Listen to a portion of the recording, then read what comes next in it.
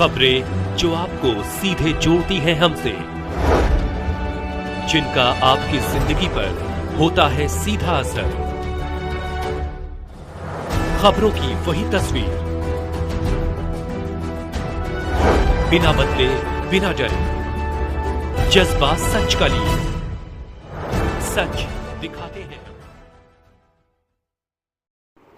देश के सभी केंद्रों और उत्साह से मनाया गया बाटी चोखा डे। 27 साल हुए बाटी चोखा रेस्टोरेंट। काशी की पहचान सिर्फ धार्मिक और सांस्कृतिक ही नहीं, अपितु ये तो अपने खान पान के लिए भी जाना जाता है। आपको बता दें कि संस्कृति से जुड़े पारंपरिक खान पान के किसी निराले स्वाद को पिछले 27 सालों से बाटी चोखा रेस्टोरेंट लोगों तक पहुंच रहा है। 25 फरवरी 1999 को बाटी चोखा को रेस्टोरेंट में लाने की शुरुआत हुई। पिछले कई सालों से इस दिन को बाटी चोखा डे के रूप में मनाया जा रहा है। आज यानी 25 फरवरी बुधवार को बाटी चोखा डे है और हम बाटी चोखा रेस्टोरेंट की 27वीं वर्षगांठ मना रहे हैं। बाटी चोखा डे के इस मौके पर मैनेजमेंट ने अपने बनारस, नोएडा, मिर्ज़ापुर, कलकत्ता, लखनऊ, धनबाद स्थित सभी रेस्टोरेंट के बेस्ट एम्प्लॉय को उत्कृष्टता सम्मान से सम्मानित भी किया। तेलियाबाग स्थित रेस्टोरेंट पर बाटी चोखा परिवार के संरक्षक श्री ललित मोहन अग्रवाल ने उत्कृष्ट कार्यकर्ताओं को प्रशस्ति पत्र और प्रोत्साहन राशि देकर सम्मानित किया। उन्होंने बाटी चोखा रेस्टोरेंट को इस उपलब्धि पर बधाई दी। आसान नहीं था बाटी चोखा के ठेले से रेस्टोरेंट में आने का सफ़र। आपको बता दें कि बेहद पौष्टिक और स्वादिष्ट होने के बावजूद बाटी चोखा गरीबों के भोजन का अभिप्राय बन गया था।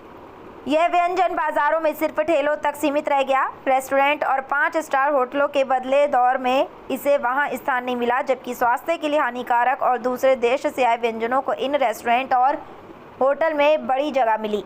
ये बात बनारस के कुछ लोगों को बेहद खलती थी और आपस में चर्चा भी करते थे, लेकिन इससे चुनौती लेने की ताकत का कोई रास्ता नहीं सूझ रहा था, क्योंकि यह एक बड़ा जोखिम भरा काम था।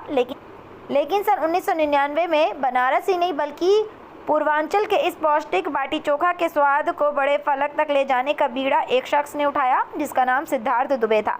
सिद्धार्थ दुबे ने पहले होम डिलीवरी शुरू की, फिर बाटी चोखा के साथ मल्टी कुजीन रेस्टोरेंट खोला। लेकिन कुछ ही दिनों में दूसरे व्यंजनों की चमक में बाटी चोखा दब गया। ऐसा होता देख मैनेजमेंट ने दूसरे सभी व्यंजनों को बंद कर इसका नाम ही बाटी चोखा रेस्टोरेंट रख दिया और उसी दिन से बाटी चोखा रेस्टोरेंट में सिर्फ बाटी चोखा ही परोसा जाता है।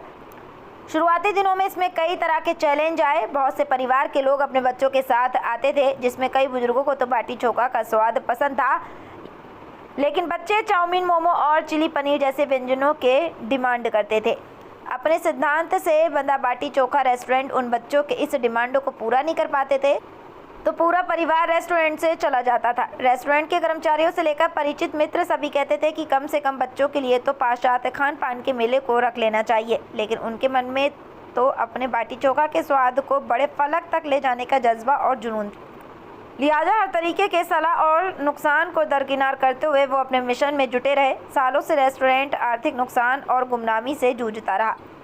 बाटी चोखा रेस्टोरेंट का पूरी ये स्वाद जब परवान चढ़ा तो बनारस से निकलकर देश के कई शहरों में इसकी शाखाएं खुलने लगीं। बनारस में तेलियाबाग, डाफी, कलकत्ता के साल्ट लेक, लखनऊ के गोमती नगर और अलीगंज, नोएडा में सेक्टर 104, मिर्ज़ापुर के एरोरा और अब धनबाद में बाटी चोखा रेस्टोरेंट वहां के लोगों को परंपरा का स्वाद चखाएगा। ललित अग्रवाल इस संस्थान का अधिष्ठाता हूं और आज से 28-27 साल पहले श्री विक्रांत दुबे जी ने इस संस्थान को चालू किया था।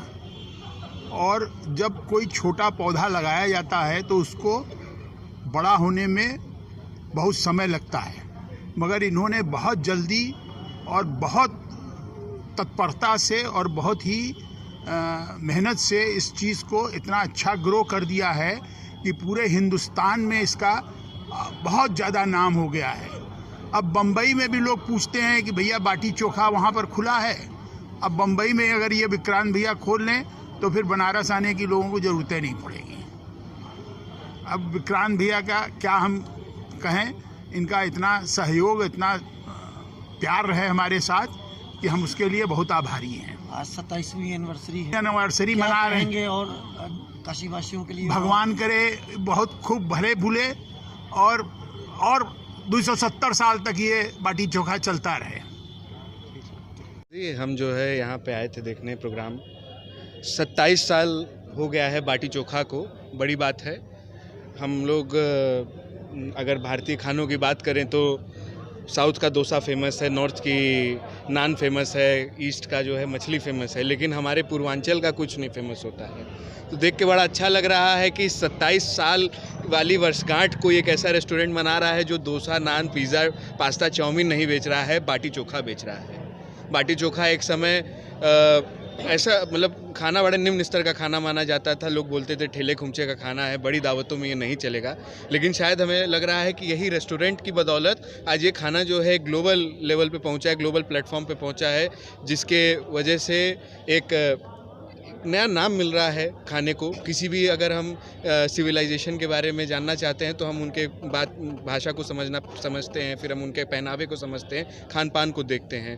तो वैसे ही पूर्वांचलियों का जो एक सिविलाइजेशन है उसमें जो है अगर हम खाने की बात करें तो शायद बाटी चोखा सबसे ऊपर आता है।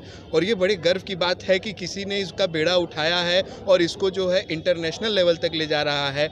आज ये 7-8 ब्रांचों में, 7-8 शहरों में ये रेस्टोरेंट इस तरीके से है। और कहा जाता है कि ये प्लेट में जो है खाना नहीं, पूरा गांव परोस देते हैं। तो अच्छा लग रहा है 27वां जन्मदिन बाटी चोखा का देखने में। और ये भी बड़ी नई चीज़ है कि बाटी चोखा डे मनाया जा रहा है। कोई डोसा डे नहीं होता है, कोई पिज़्ज़ा डे नहीं होता है। तो अगर ये किसी व्यंजन का एक पूरा दिन है तो ये बहुत बड़ी चीज़ है। इतिहास को इससे बहुत सीखने को मिलेगा।